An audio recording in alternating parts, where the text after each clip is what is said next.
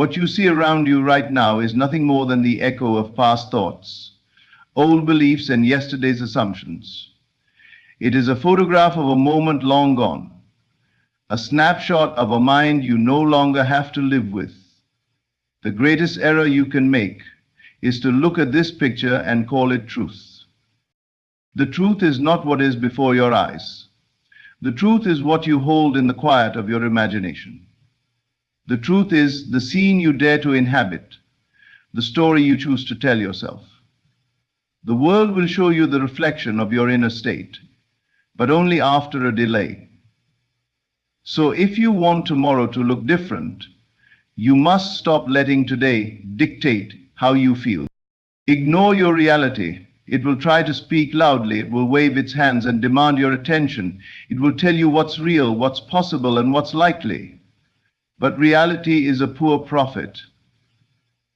It only knows the past. You are the creator of the future. So just keep assuming. Assume that the desire is already fulfilled. Walk through your days as the one who has already received it. When you wake up in the morning, feel the satisfaction of it. When you go to bed at night, rest in the comfort of it. Let your assumption be more real to you than any circumstance. At first, your senses will argue. They will show you a bank account you don't like, a relationship you don't yet have, a body you wish were different. Smile at these things, for they are only the fading remnants of a life you have outgrown. Do not fight them, do not fear them, just ignore them. Then keep living in the end. Keep seeing yourself where you wish to be, not where you are. Keep feeling the joy as if it were already yours. If you persist in this way, the old reality will crumble, and the new one, your chosen one, will rise to take its place. Your only task is to hold to the vision. Everything else is a distraction. Ignore your reality and keep assuming. What stands before you in this moment is not a measure of your worth, your potential, or your destiny. It is simply a reflection of what you once believed, once felt, once assumed about yourself and the world. Every circumstance you see right now is the result of old mental patterns, thoughts that have already done their work. It is the past wearing the costume of the present. And just like the shadow on the ground lags behind the person who casts it, your current reality lags behind your inner state. You must understand, the present conditions are not telling you who you are, but who you were. They are echoes, delayed responses, fragments of an old script you've already outgrown. And if you allow yourself to judge your future based on this shadow, you will chain yourself to a cycle that repeats endlessly. This is why it is so vital to stop reacting to what is and start creating from what will be. Your outer world is always one step behind your inner world. By the time you can see, hear, or touch a thing, it has already been set in motion by an earlier state of mind. This means that whatever displeases you right now is not your enemy. It is simply outdated. Like an old photograph, it no longer represents your living truth. The danger comes when you forget this and begin to emotionally engage with what you dislike. The moment you give it your attention, your fear, or your frustration, you begin planting the seeds to experience more of it. The wise creator does not take present circumstances as an instruction for how to feel. They know that feelings are the blueprint of tomorrow. So they refuse to let the current picture dictate their mood. Instead, they withdraw their focus from the unwanted and place it firmly on the unseen vision they have chosen. They treat the present like a letter that was mailed weeks ago. It has already been written. They know that if they want a different letter tomorrow, they must write something new today. When you understand this, life changes. You no longer panic when something unwanted appears because you know it is already on its way out. You no longer rush to fix the outer because you know the inner has already taken care of it. You stop begging circumstances to change and instead tend to the only thing that truly matters, your state of being. This is the power of detachment from the old. You don't fight it, you don't hate it, you simply recognize that it's not current, not alive, not defining you anymore. You thank it for its message. It is here to show you where you once stood, and then you move on. You live mentally from the place you wish to be, and you hold to it with quiet persistence. In time, the old fades away entirely, and the world catches up to the self you have already become. Then you'll see with your own eyes, reality was never telling you the truth, it was only telling you the past. Everything begins in the unseen. Before any event unfolds, before any change is witnessed, before any dream becomes tangible, it exists in the quiet realm of thought and belief. The invisible always comes first. Your mind is the soil, and every assumption you hold is a seed planted deep within it. Whether you plant seeds of fear or seeds of faith, they will take root. Whether you nurture visions of lack or visions of abundance, they will grow. The world you walk through is nothing more than the harvest of what you have been growing inside. The mistake most people make is to judge life only by what they can see. They forget that what is visible is already the end of a process, not the beginning. The tree is not born when you notice it. It began long ago as a seed beneath the surface. Likewise, the success, the love, the health you desire will not appear out of nowhere. It is born the moment you assume it is already yours, the moment you feel the reality of it in your inner world. This is why you must be intentional with the seeds you plant. Every thought charged with emotion, every assumption you accept as truth, is dropped into the fertile soil of your subconscious, and once it's planted, it grows, whether you notice it or not. If you spend your days replaying fears, expecting disappointment, or believing in limitations, you are watering weeds. These weeds do not ask your permission to grow. They thrive in the attention you give them, but you have the choice to plant something different. You can choose to assume that your desire is already a reality. You can choose to hold that assumption as if it were sacred, tending to it daily with your thoughts and feelings. When doubt appears, you refuse to feed it.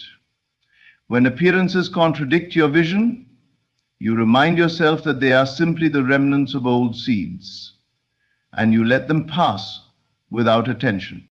It is not your job to dig up the seed every day to see if it's growing. In fact, doing so only delays the process. Your task is to water it with belief, to keep the soil warm with the feeling of the wish fulfilled, and to protect it from the weeds of fear and frustration.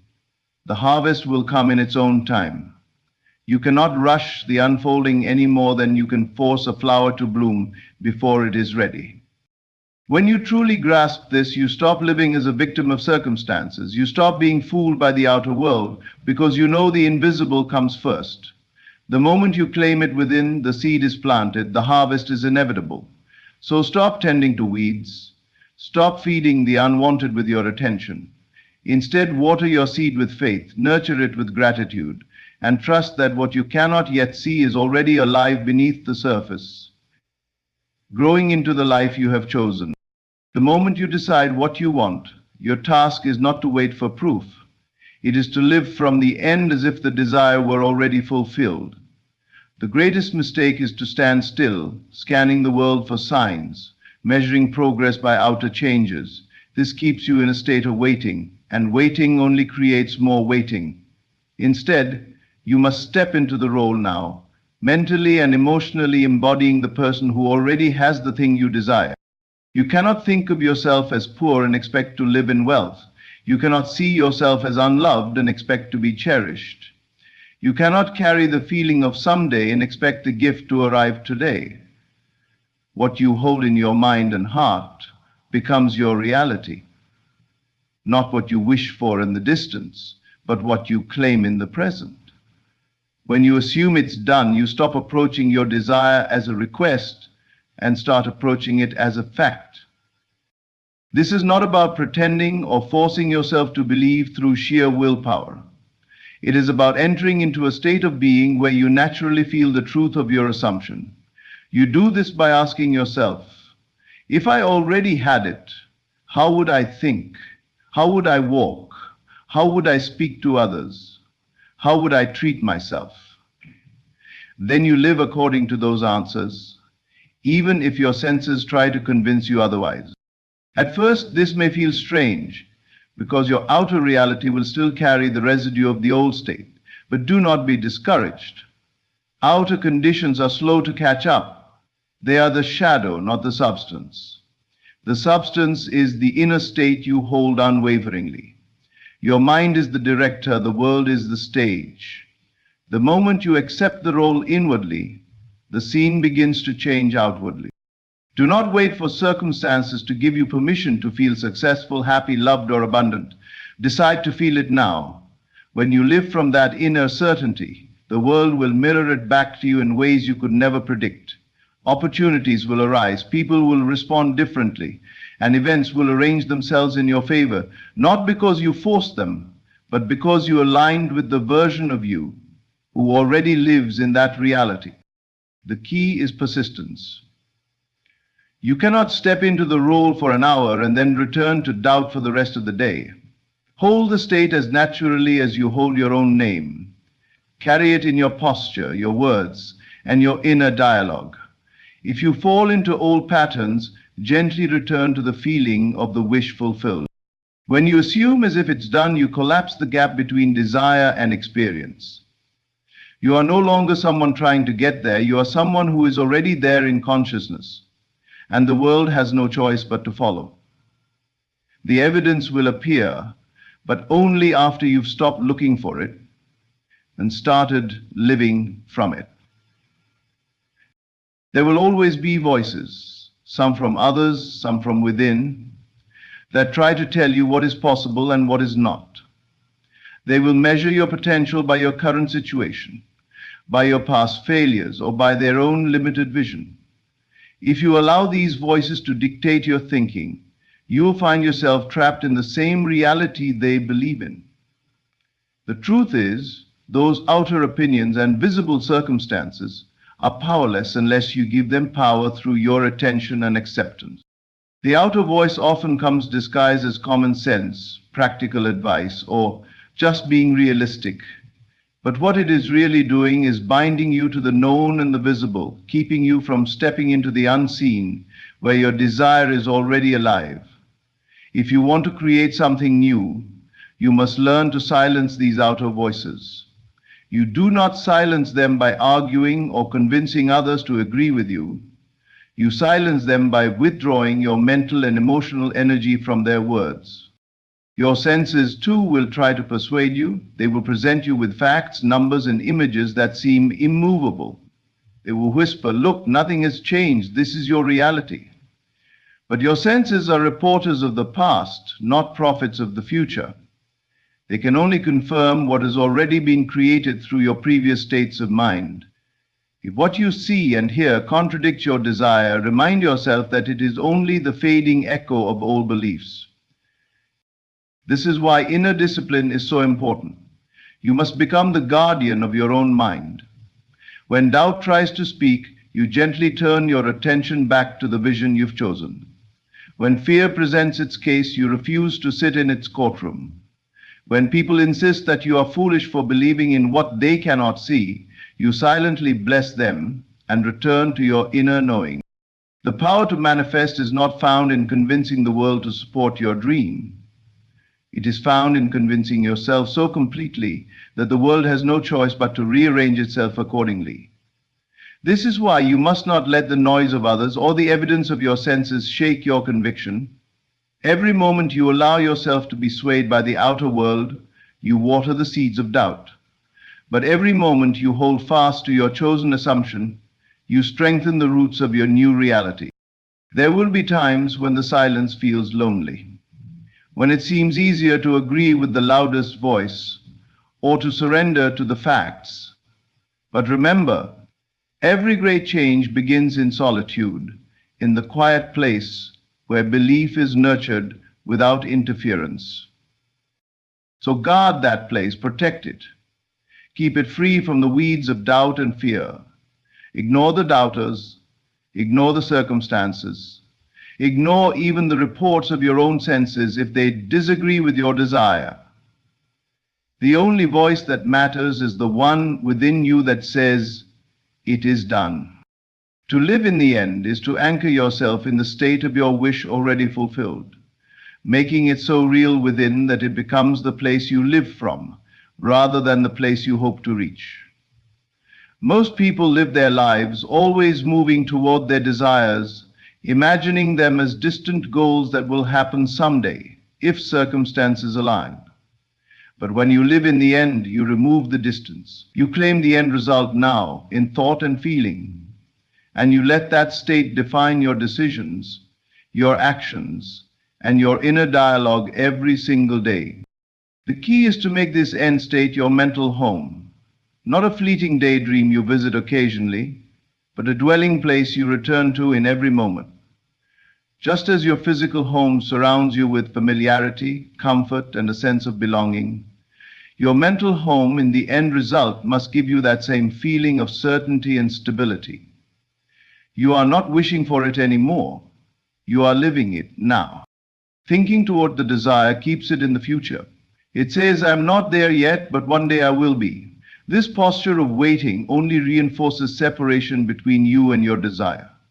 Thinking from the desire, however, assumes you are already there. It says, "I am this now. I have this now. It is mine now." From that position, your actions, words, and expectations naturally align with the reality you have claimed. When you make the end your home, you stop reacting to the old world as if it still has authority over you. If your bank account does not yet reflect wealth, you do not panic. You know you are already the person who lives in abundance, and so the numbers must eventually match that truth. If you have not yet seen evidence of the relationship you desire, you do not despair. You know you are already loved, chosen, and cherished in the reality you have chosen to inhabit. The challenge for most is persistence. It's easy to visit the end when you feel good, but to live there daily requires discipline. Outer conditions will tempt you to leave that place, to step back into doubt, to measure your progress by what you see, but you must refuse. You must return again and again to your end state until it feels more real than anything your senses can report. Over time, this mental home becomes second nature. You stop looking for signs because you no longer need them. You are living the reality within yourself so completely that the outer must eventually conform. And when it does, it will feel natural, as though it was always yours. Living in the end daily is not pretending. It is choosing your truth and dwelling in it until the world catches up. Make your final wish your home, and soon the outer world will deliver the exact